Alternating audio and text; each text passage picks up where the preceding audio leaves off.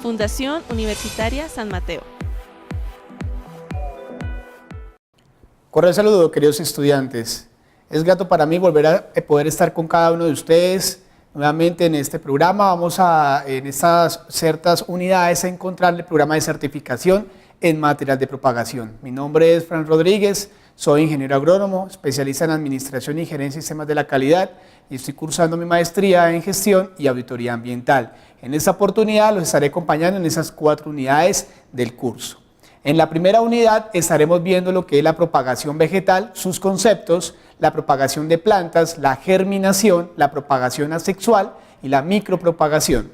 En la unidad número 2 podremos encontrar un gran tema que son las semillas mejoradas y los requisitos de comercialización y 4 grandes elementos como la semilla, clasificación de las semillas según su naturaleza y manipulación, semillas genéticamente modificadas, las técnicas de germinación. En la unidad número 3 estaremos viendo lo que es la obtención de material de propagación con sus temáticas, la selección de semillas, cruzamiento y especies de mejoramiento vegetal y banco de germoplasmas. Finalmente, en la unidad número 4 estaremos viendo la certificación de material de propagación con 3 grandes temas: norma y certificación del material de propagación, micropropagación o propagación por meristemos y certificación de viveros. Entremos en materia. El material de propagación es un elemento fundamental dentro de esa estructura de producción y dentro de esa estructura biológica en el sector vegetal. La propagación garantiza a las plantas que puedan permanecer en el tiempo. Desde la creación de la tierra, ese proceso de supervivencia la han venido realizando esas especies vegetales mediante su sistema de propagación. La propagación garantiza de una u otra forma el éxito de poder dejar la progenie en diferentes estados del tiempo y en diferentes partes del planeta, diferentes tipos de especies vegetales. Esa propagación parte principalmente de la capacidad que tiene la planta para evolucionar, para dejar una semilla o para dejar una estructura vegetativa que sirva como método de propagación. ¿Cuál es la importancia de la propagación vegetal? Principalmente mantener esa especie vegetal sobre el planeta, ya sean diferentes tipos de especies vegetales, gramíneas, herbáceas, arbustos, producción, forestales, ornamentales. La importancia radica en que esa planta pueda tener una alta capacidad de propagación y esta garantice la supervivencia de las plantas. También tiene una importancia agronómica y se fundamenta en lo que tiene que ver con la producción o la certificación de un material de propagación para su comercialización. Mediante la propagación también se permite llevar a cabo un mejoramiento genético o un mejoramiento de las condiciones biológicas que puede sufrir esa planta. Ese manejo o esa manipulación como tal de esa especie vegetal lo puedo desarrollar identificando y controlando los procesos de propagación de las especies vegetales, ya que todas las plantas o algunas de las plantas de importancia comercial para el ser humano tienen diferentes tipos de propagación y es importante identificarlas para poder maximizar el tiempo y los recursos que la misma naturaleza nos da para llevar a cabo esa propagación. Se puede lograr también un estudio biológico a nivel agronómico de la propagación. De esa manera yo puedo determinar a nivel agrícola o a nivel agropecuario cómo aumentar los elementos de producción, cómo aumentar la rentabilidad de un producto y cómo ese proceso me puede generar mayores utilidades en el caso de que yo tenga un negocio agropecuario o un agronegocio. Eso me garantiza obviamente una permanencia en el tiempo y en un mercado, pero solo lo puedo determinar estudiando la propagación de esa especie vegetal. Y finalmente, una de las principales importancias es que podemos crear un banco de germoplasma en el cual podamos conservar y mantener esa especie vegetativa gracias a los diferentes tipos de propagación que podemos encontrar en diferentes especies vegetales. ¿Por qué llevar a cabo la propagación vegetal? Es un proceso más eficiente que se realiza de pronto en la naturaleza. Podemos tener una manipulación como tal llevada a cabo por el hombre y manejar ciertas condiciones en el que podamos obtener un mejoramiento de esas especies vegetales. También es importante la propagación o llevar a cabo la propagación porque podemos aprovechar las características genotípicas de las especies vegetales, determinando algunas características benéficas en el sentido de la producción o en el sentido de la certificación de un material de propagación.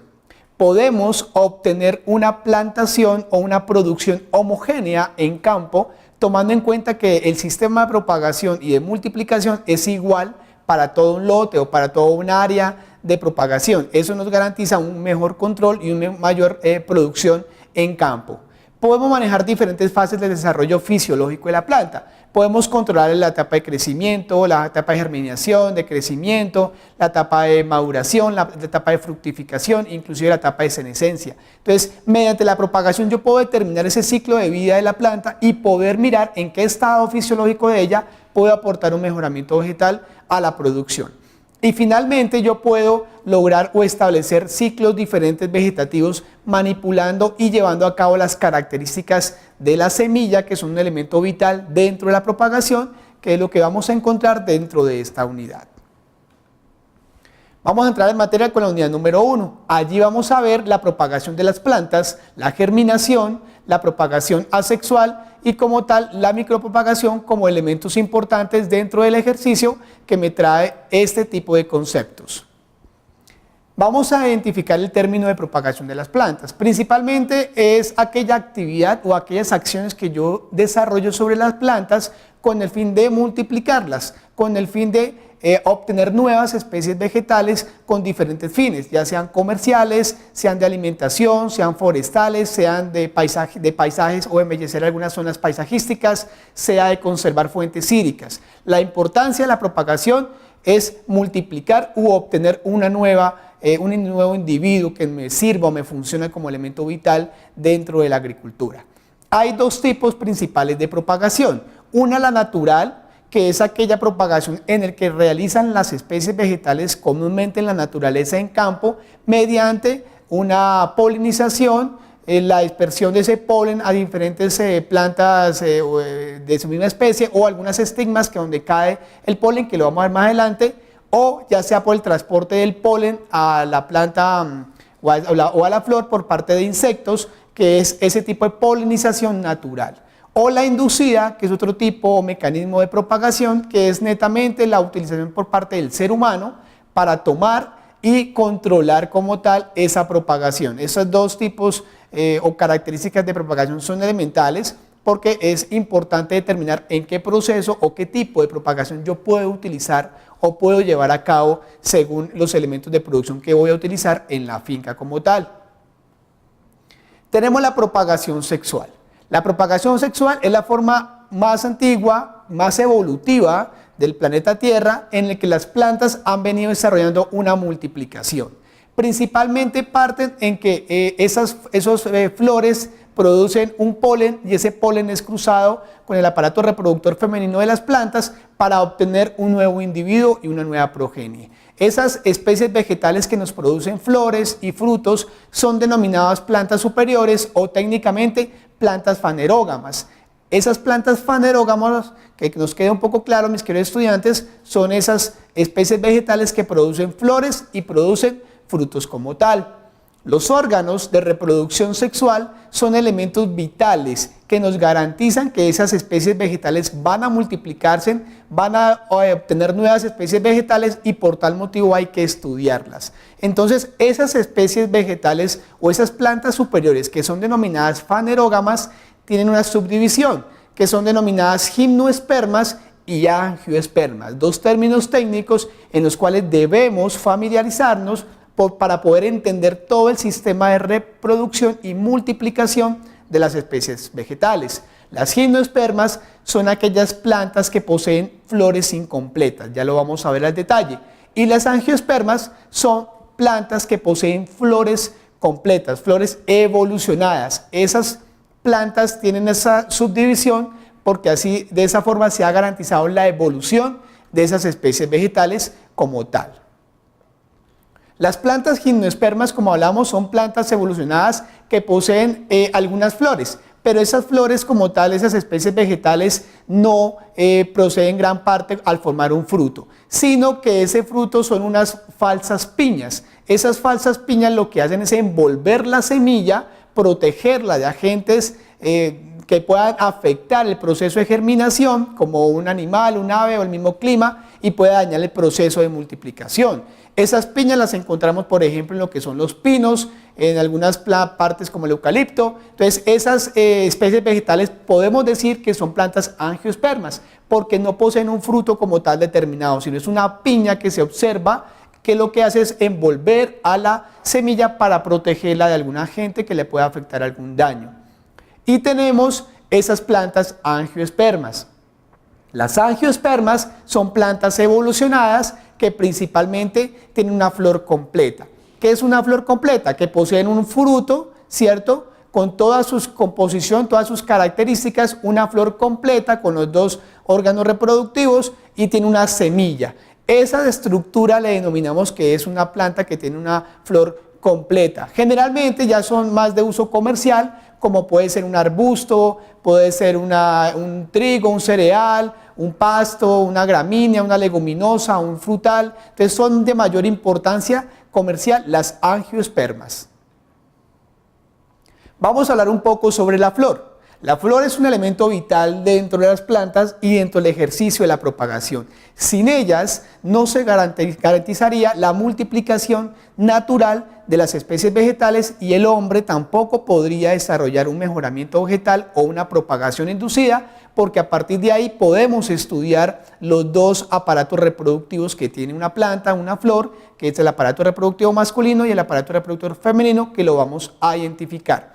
Una flor, la principal característica es que contiene al menos algunos de los dos sexos. Cuando tiene un solo aparato reproductor, es denominada una flor o una planta monoica.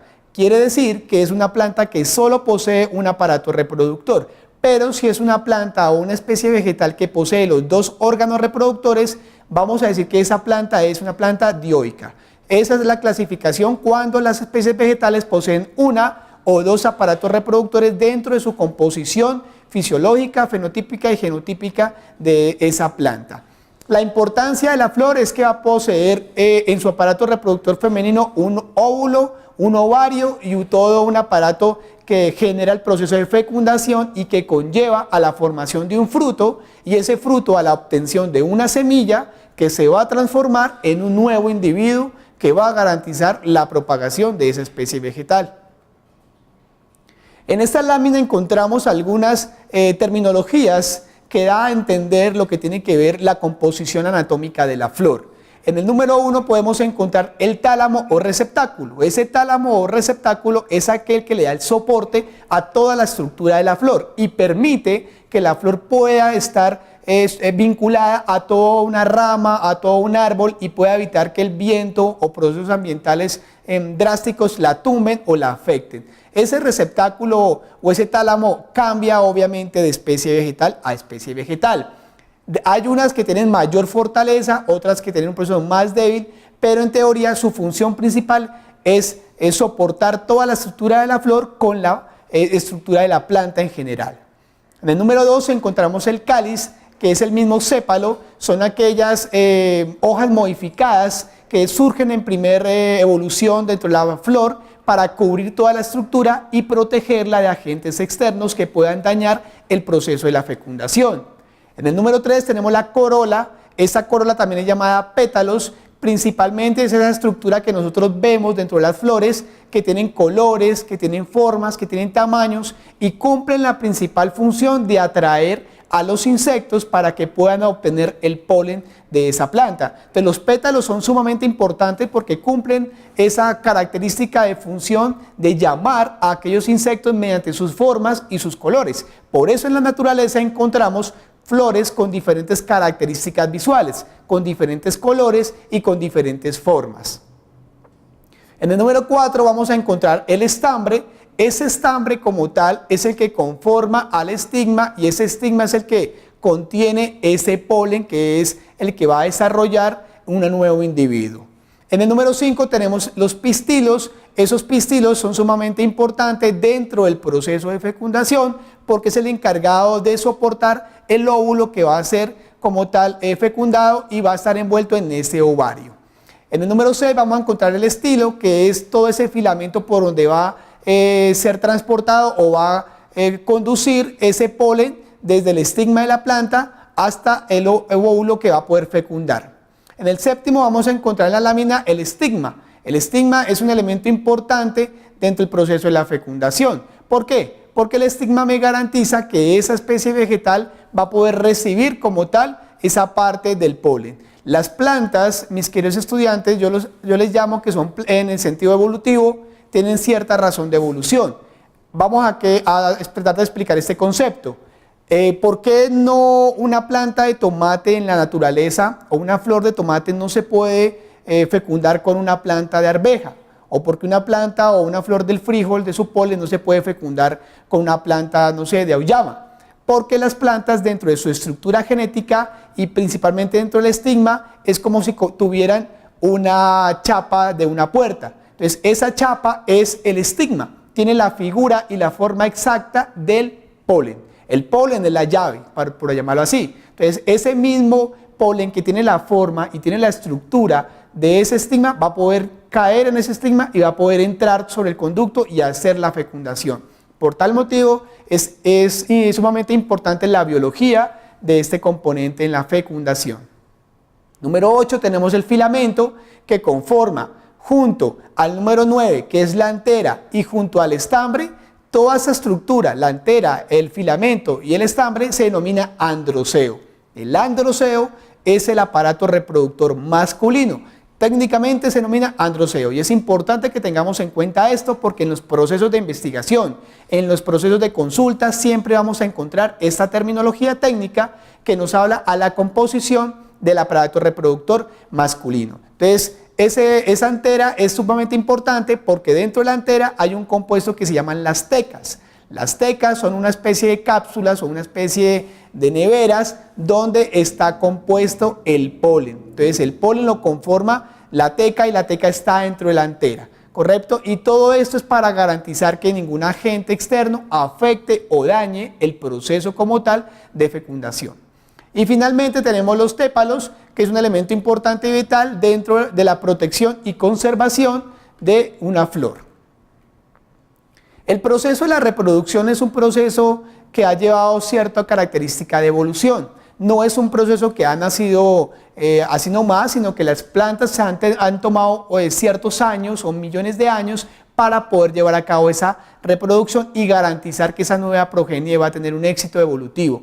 Principalmente cuando existe esa fecundación, llamamos que es una meiosis. Esa meiosis técnicamente es una recombinación genética en el que se mezclan dos haploides, un haploide masculino y un haploide femenino. Quiere decir que cada haploide conforma la mitad de una información genética, lo vamos a ver más adelante en el curso, para conformar un diploide. El diploide en este caso es la semilla. La semilla compone las dos informaciones genéticas de padre y de la madre, en este caso del androceo y del gineceo.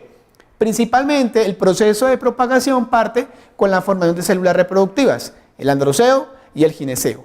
Luego viene la polinización. Esa polinización puede ser inducida o puede ser natural, ya sea por el viento, ¿cierto? Por la dispersión del polen, o puede ser por parte de los insectos, que es benéfica, o puede ser inducida por parte del hombre que manipule directamente esa polinización. La fecundación es el proceso cuando el polen entra al estigma, lleva el conducto del estilo, pasa por todo ese sistema reproductivo, llega al ovario, se condensa allí y fecunda el óvulo para producir una nueva semilla.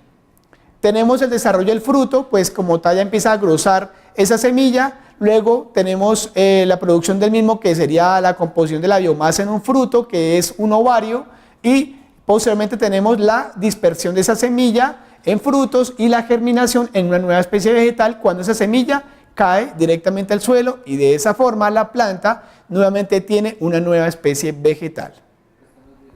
El fruto es un elemento importante, un elemento vital dentro de la propagación de las plantas. El fruto, para llamarlo de otra manera, mis queridos estudiantes, es el ovario. Prácticamente lo que uno cuando consume un fruto de durazno, una manzana, una pera, una guayaba, un mango, lo que usted se está consumiendo es el ovario de la planta. Es ese engrosamiento que desarrolla como tal ese planta o esa especie vegetal. Pero no muchas de las especies vegetales, al tener un proceso de fecundación, desarrolla una semilla. La semilla, recordemos que es el diploide, o sea, donde está la información de la nueva especie vegetal. ¿Correcto? No todas las plantas producen semilla, ¿como cuál? Como el banano, algunos tipos de variedades de la uva, algún tipo de pepino. Entonces, esas especies vegetales no producen como tal semilla, perdón. A ese tipo de especies vegetales se les denomina plantas con un fruto de partenocarpia. Quiere decir que no necesitan de una fecundación completa para poder llevar a cabo una multiplicación o una propagación de esa especie vegetal. No va a poseer semilla. Por tal motivo su propagación es diferente, su propagación va más enfocada en aspectos asexuales y tiene un poco de menor evolución dentro de la cadena de la biología de las especies vegetales. Ahora, cuando tenemos como tal ya nuestro fruto, este fruto está conformado por 3 elementos vitales. El primario es que el pericarpio. El pericarpio es lo que llamamos toda la textura o todo lo que conforma el fruto. Cuando usted toma un durazno, cuando usted toma un melocotón, cuando usted toma una guayaba en sus manos, lo que está tomando es el pericarpio. Todo ese conjunto denominado pericarpio, y en biología sería el ovario de la planta. Luego, ese pericarpio tiene 3 capas o 3 partes externas, que es el epicarpio, que es el principal contacto cuando usted hace el consumo del alimento, esa textura, esa parte donde las frutas cambian su aspecto según la génesis de cada planta. A ese tipo de características se le denomina epicarpio. El mesocarpio ya es toda esa composición más interna del fruto, aquella que contiene mayor composición nutricional, mayores jugos de sacarosa y aquellas composiciones nutricionales de la planta como la fructosa también, otro azúcar de las frutas. Y el endocarpio es aquella parte que tiene mayor contacto con la semilla. La principal función del endocarpio es proteger o aislar a la semilla de algún agente externo que pueda afectar. Entonces, esas son las 3 capas que posee un fruto. La propagación de las plantas frente a la semilla, mis queridos estudiantes. La semilla es ese individuo que vamos a denominar que es un diploide. Ese diploide es un nuevo individuo que posee la información genética de esas 2 partes de la progenie. Parte principalmente que está compuesto por un embrión. El embrión es el que conforma o el que contiene esa información genética de cómo va a ser la planta. El embrión nos da la característica de que va a ser una planta alta o de un porte pequeño, con cierto área foliar, con cierta estructura, resistente a la sequía, resistente al exceso de humedad, resistente a condiciones climáticas adversas, a las heladas. Entonces, el embrión es un elemento importante dentro de la génesis de la planta porque garantiza esa información genética. En las semillas angiospermicas, que hablamos que la angiosperma, que tiene la flor completa, decimos que la composición de la semilla está por partes. Primero tenemos el tegumento. El tegumento, llamado más públicamente o popularmente, es la testa de la semilla. Es aquella parte en la que podemos tener contacto con ella y determinar su dureza, determinar su fragilidad, determinar qué tan resistente es. Ese es el tegumento más técnicamente, o también la testa. Su principal función es proteger las condiciones adversas del clima o eventos adversos de la parte ambiental que pueda garantizar la multiplicación de la misma. ¿Por qué es importante identificar el tegumento? Porque a partir de ahí yo puedo decidir agronómicamente si desarrollo un proceso agropecuario o agrícola que se denomina la escarificación de la semilla. Es llevar la semilla a un tratamiento para que ese tegumento se adelgace y el proceso de germinación no tarde tanto, porque pues es una testa muy dura, muy fuerte, y aquí a que el embrión pueda romper esa testa y empezar a desarrollar las nuevas hojillas, pues va a tardar mucho tiempo. Tenemos el hilo es el punto de unión entre la semilla y el ovario, pues que cuando está vinculado directamente a la planta, a la flor o al fruto como tal de esa planta, pues hace que esas dos uniones se ve mediante el hilo, que garantiza pues que cuando vaya a poder ser tomado, pues se rompe y se determina esa unión que tiene el fruto con la planta como tal. Ese tipo de especies vegetales podemos denominarlas que tienen diferentes características agronómicas. Ya hemos visto que las fanerógamas tienen esa subdivisión en plantas angiospermas y plantas gimnospermas. Ahora vamos a encontrar que las semillas angiospermas también tienen una subdivisión, principalmente dentro de su característica agronómica, que parten de semillas monocotiledonas y semillas dicotiledonas. Principalmente de que conforma este concepto, de que una tiene un solo cotiledón y la otra dos cotiledones. ¿Y para qué funcionan? Para suministrar todo el proceso alimentario a la nueva especie vegetal como tal. La germinación, vamos a entrar a mirar lo que es la germinación. La germinación es vital porque la germinación va a garantizar como tal la multiplicación. De nada me sirve un buen proceso de fecundación, un buen proceso de maduración de la semilla, un buen proceso de almacenamiento, si mi proceso de germinación no es adecuado. Si yo no llevo paulatinamente un proceso idóneo en todo el ciclo reproductivo, todo el ciclo de producción y de certificación de material de propagación, de nada va a servir obtener una buena semilla. La germinación es vital y esa germinación es aquel proceso en el que la planta mediante ese nuevo diploide va a poder empezar a expresar toda su información genética, a desarrollar las hojillas y a desarrollar toda la red radical para tomar el alimento. Entonces, es ese proceso en que la semilla en contacto con el suelo o con algún sustrato que se utilice junto con la temperatura, la humedad, la luz y el oxígeno va a determinar el crecimiento de la planta. Por tal motivo, los tiempos de germinación entre especies vegetales es diferente. ¿De qué depende? De la información genética que tenga la semilla. Primero eso. 2, de la dureza que tenga el tegumento o la testa que estamos hablando. 3, de las condiciones ambientales a las cuales está expuesta esa semilla. Una temperatura que no es adecuada, una humedad que no es adecuada, una luz que es adecuada o un oxígeno que le hace falta. Entonces, todas esas condiciones va a hacer o va a generar que la germinación cambie o sea diferente entre especies vegetales como tal. Tenemos dos tipos de germinación en la agricultura. La primera es la denominada la germinación epígea. Principalmente es cuando esa semilla rompe la testa, sale todo su sistema de crecimiento hacia la formación de hojillas, pero esas hojillas tienen conforme dentro de ellas los cotiledones. Entonces, cuando la planta saca los cotiledones del suelo y los expone al ambiente, a esa germinación le llama una germinación epígea. Eso se ve claramente, por ejemplo, en un frijol, por ejemplo, en una arveja, en un maíz, podemos encontrar principalmente una germinación epígea. Esa germinación, pues obviamente es un tipo, una característica netamente de algunas especies vegetales que va a garantizar de una u otra forma la propagación directa de las plantas. Y la otra como tal es esa germinación hipógea, que principalmente radica en que los cotiledones se quedan en el suelo y solamente la hojilla es la que empieza a emerger. Ahí sí, principalmente el maíz es uno de aquellos que se utilizan con ese tipo de germinación hipógea, o algunas gramíneas, el arroz y algunos cereales utilizan ese tipo de germinación en el que el cotiledón se encuentra ubicado directamente en el suelo. Generalmente no es una regla, mis queridos estudiantes, no es un estándar, pero sí es una constancia que se ve en la naturaleza.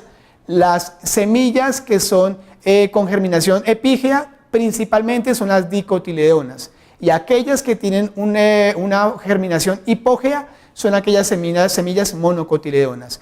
Nuevamente repito, no es una ley de la naturaleza, pero sí es una constancia que se presenta mucho, sobre todo en aquellos cultivos comerciales a las cuales tienen una importancia de utilidad económica. ¿Por qué es importante identificar la calidad en la semilla de germinación? Principalmente porque si yo no estudio la germinación de la semilla, no voy a poder encontrar aquellos factores que yo puedo controlar, que debo fortalecer o que debo mitigar para que la propagación en un lote, en un vivero, en un invernadero, en un banco de germoplasma, pues sea regular, sea estándar dentro de todo el proceso del material vegetativo. Por tal motivo, cuando yo investigo y evalúo esas características de germinación en la semilla, tengo que evaluar una que todo la latencia. La latencia es una característica de las semillas que parte principalmente en el tiempo que puede permanecer esa semilla sin germinar.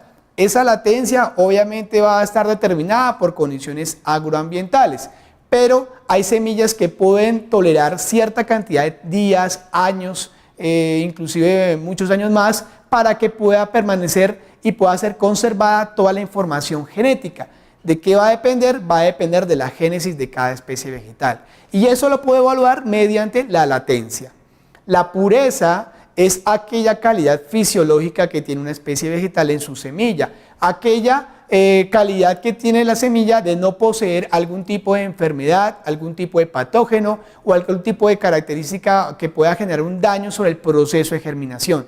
Y eso nos lo garantiza la certificación. Es más viable utilizar una semilla certificada por algún ente de control que una semilla que no sabemos cuál es su origen o cuál es su lugar de procedencia y que nos puede afectar directamente la producción.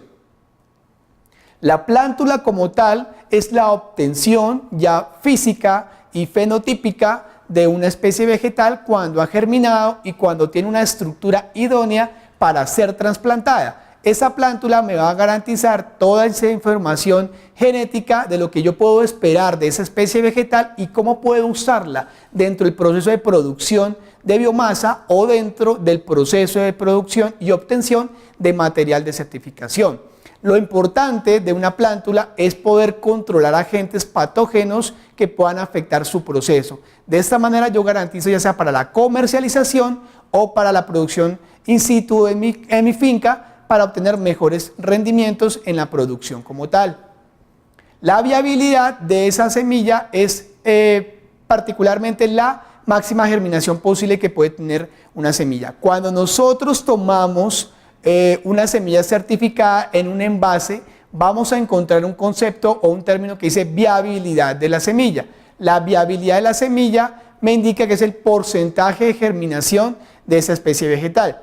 Porcentaje de viabilidad, 90%. Quiere decir que la cantidad que nos encontramos en esas semillas, el 90% de esas unidades va a germinar. Entonces, entre mayor a 100 sea la viabilidad de la semilla, pues me va a garantizar que es un material genético de alta calidad y que voy a esperar buenos resultados a la hora de la germinación y a la hora de la producción como tal.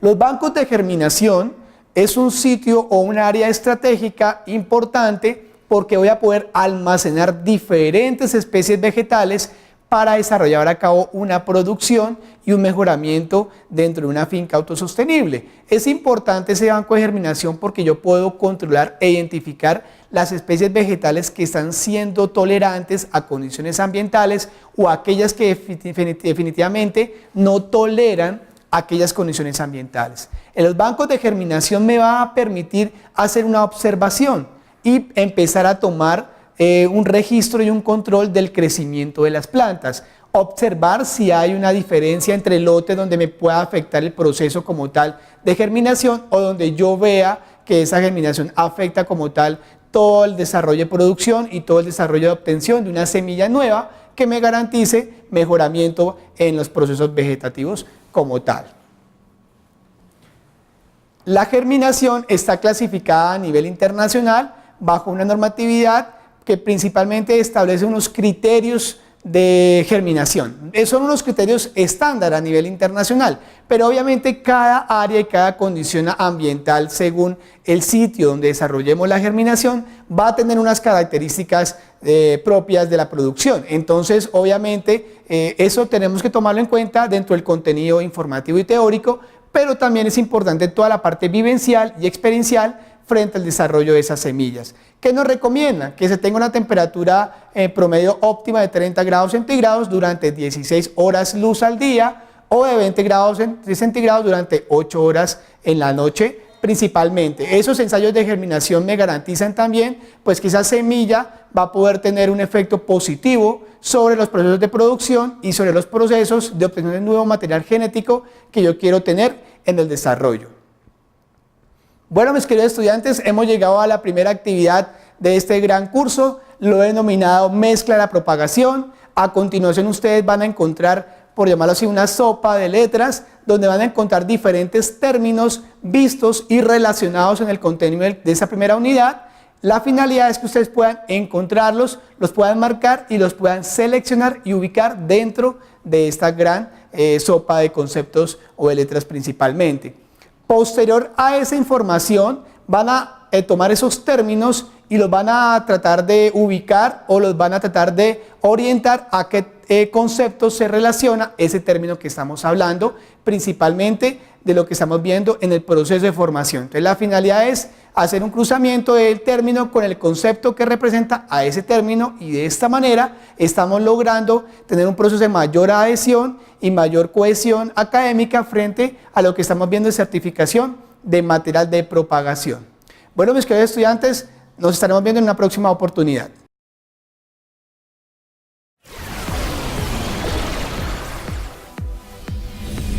Fundación Universitaria San Mateo.